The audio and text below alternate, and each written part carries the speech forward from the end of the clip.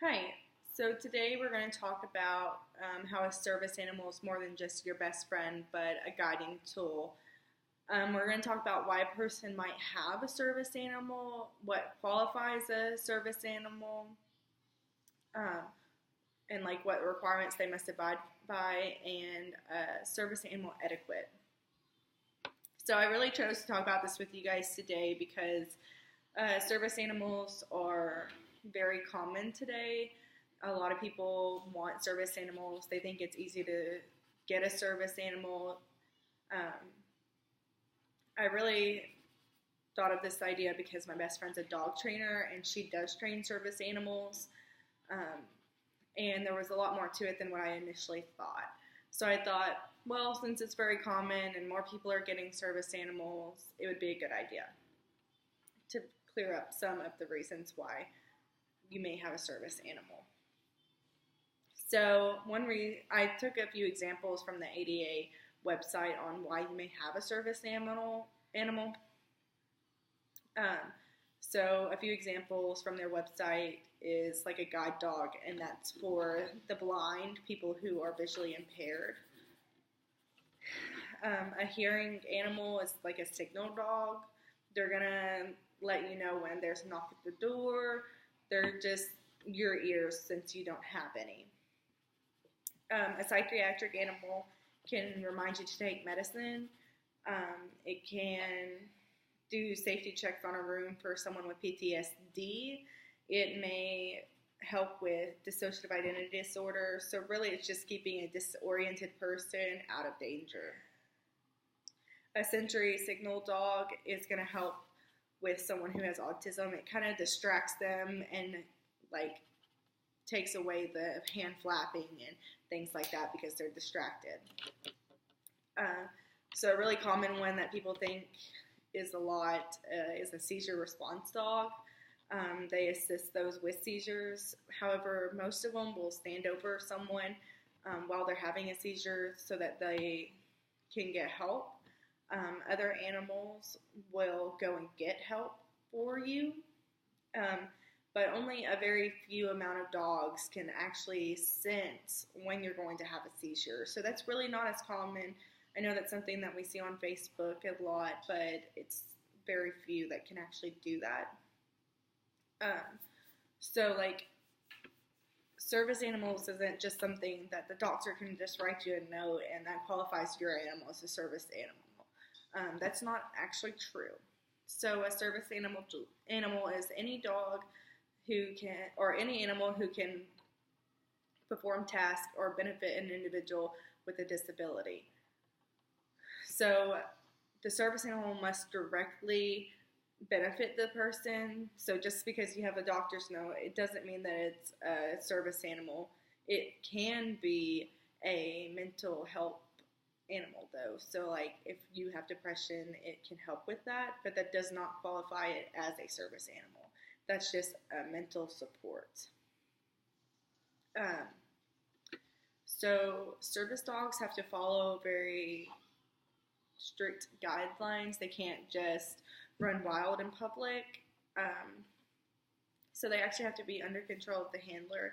So the individual who has the service animal, that service animal must obey them. It has to be very obedient. It can't just listen to anyone. It has to be strictly them. Like they have to have a very strong bond. A service animal must be identified by a harness, some type of leash or a tether.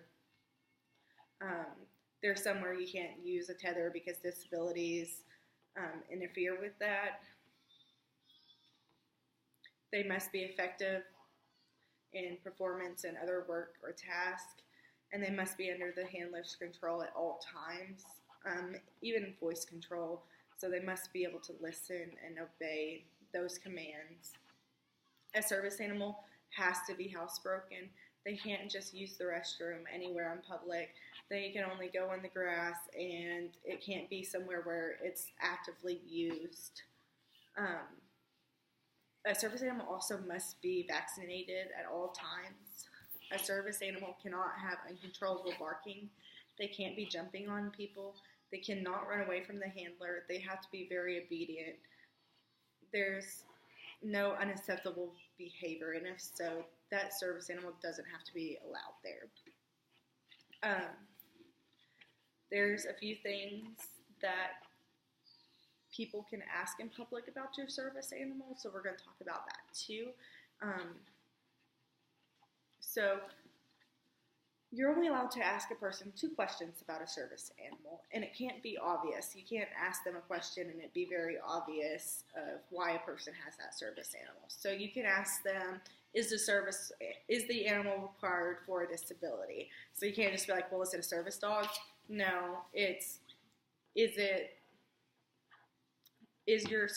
your animal required for a disability? Because then that makes the dog eligible to be anywhere. You don't have to have paperwork to show every time someone asks, though. It's just kind of like you just say yes or no. And the other question you can ask is what work or task the animal's been trained to perform.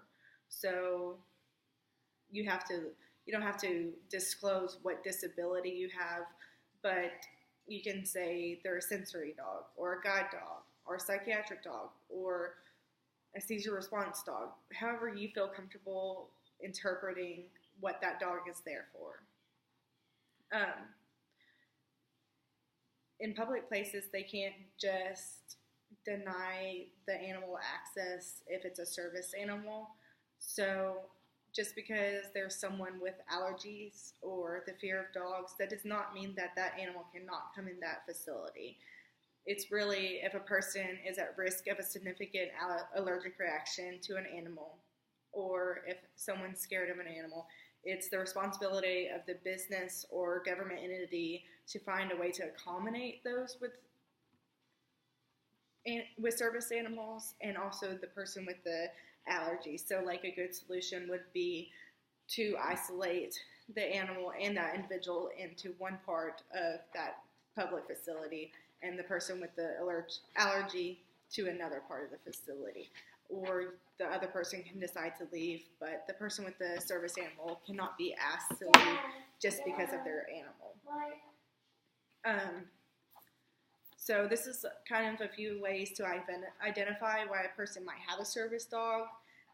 It also tells you what the requirements an animal must meet in order to be a service dog, and what kind of etiquettes the service animal is responsible for. So next time you see a service animal, you'll be able to identify the characteristics, even if the animal is not wearing the vest or any gear. Thank you.